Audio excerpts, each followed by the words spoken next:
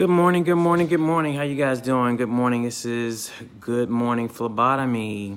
This is Javon Harley with your Health Co. coming to you live about Wellness Wednesday. How you guys doing? Thanks for joining. Thanks for sharing. Thanks for joining. Missed, yeah, thanks. Yeah, I missed yesterday. Thanks for joining though. Thanks for sharing.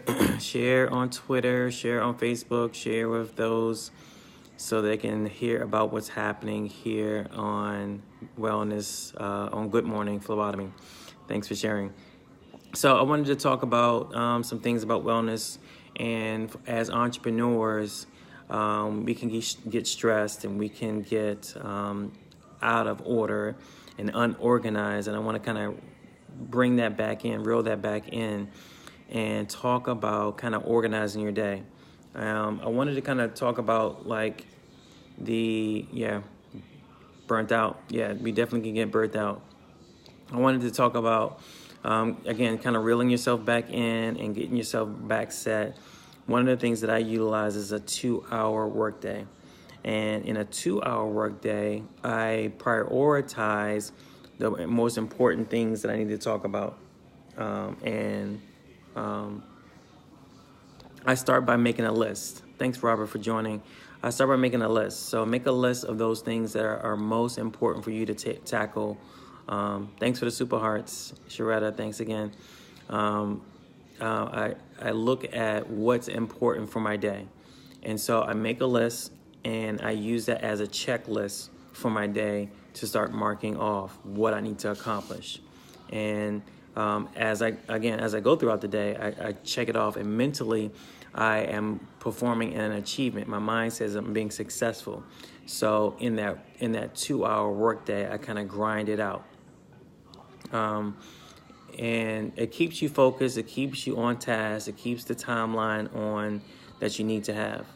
So I adapt all those things for my workday, especially if I'm working on a contract, or there's a book called The 4-Hour Work Week. Yeah, so that's a great book. You guys should pick that up. Savvy Business Chick talks about it on her post as well. But the 4-Hour Work Week is an awesome book. It talks about really how to be more productive in that time. Yep. Yeah, I did heard of it. Yeah. So the 2-hour workday kind of coincides with that. And so it talks about, again, scheduling the most important things. So I have a couple of appointments and meetings today, and I have boosted those up in my early morning schedule so that I can kind of focus on that. When I'm in my office, I close the door. I tell the staff that, I can't really talk. I kind of seclude myself and I'm laser focused in those 2 hours so that I can get those things accomplished on my checklist before I take on another load of tasks. Because when you first get in the office or you first come in, you have a load of emails, you have a load of calls, and it really gets you distracted. It takes you off your kilter. So it's really best, not checking emails all day long. Yeah, I wish I could. But those pile up. But yeah, so I set a time for that too. I set a designated time to, scan through my emails and say and address those major issues that I need to address. Obviously, if there's an urgent matter, I address it. But for the most part, I'm laser focused in the morning. I get my 2 hours out. I get my emails, my important emails out. I communicate with the people that I need to, so that I can stay focused and continue to keep myself organized. Another thing that I do is I definitely periodically get up. I get out of my seat, I stretch, I walk around, kind of clear my mind so that I can kind of regroup as I sit back down. Thanks for the super hearts. Thanks for the super hearts, Shredder.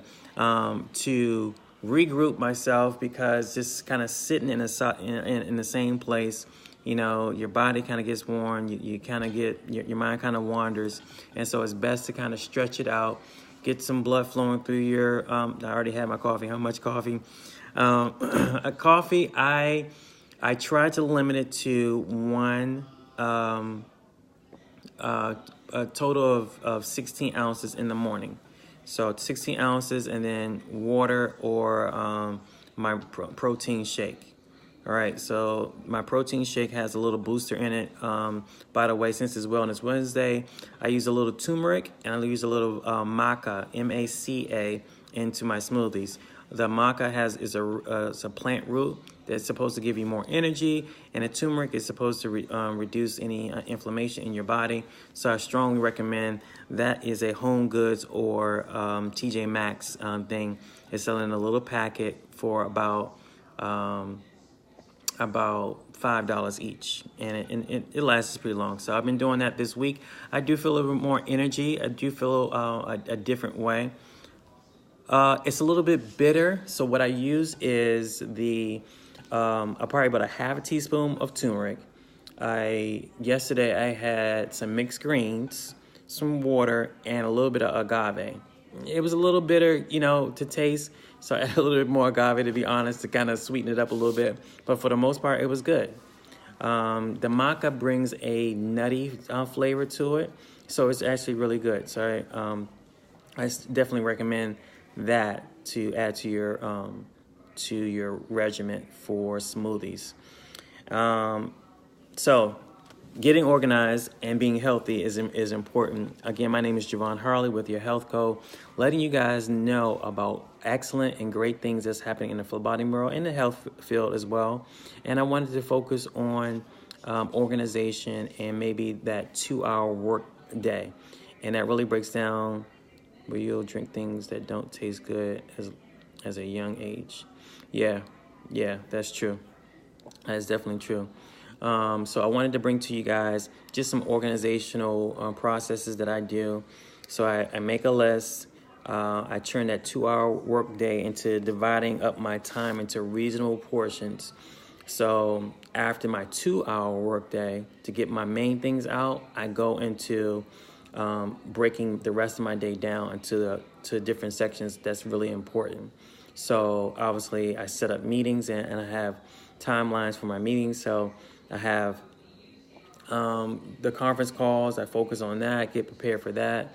And then I have a time where I'm developing contracts. And then I have a time where I'm addressing billing and invoices. And then I have a time where I'm addressing, my staff. So I try to have infrequent staff meetings, kind of impromptu, kind of refresh, regroup, and get back to, understanding what that person needs in their job task. So that's one of the best things about kind of interacting with that person is, just kind of regrouping and, letting them know that I'm here with them and that, I'm reminding of the task that I am depending on them to do. So, I want them to stay focused as well, because I'm being an example, showing them that I'm staying focused in my time.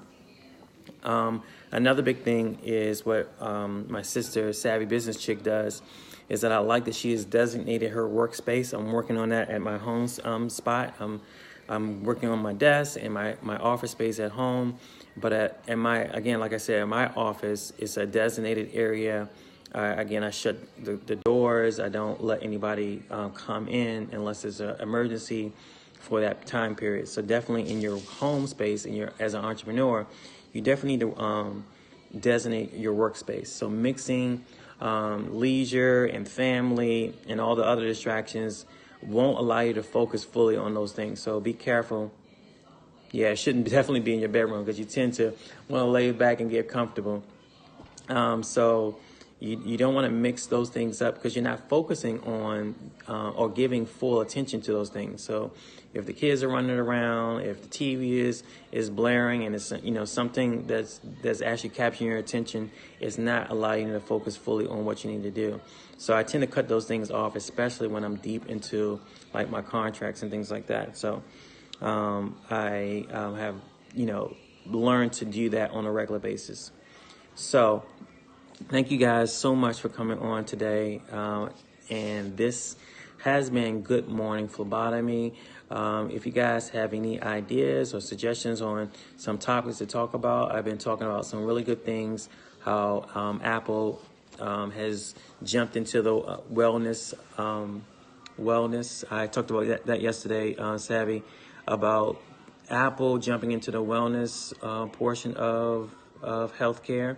They have what's called AC Wellness that has started, I believe, in their main corporation in California, and I believe they're going to expand it out. So I reached out to them to see how we can partner up.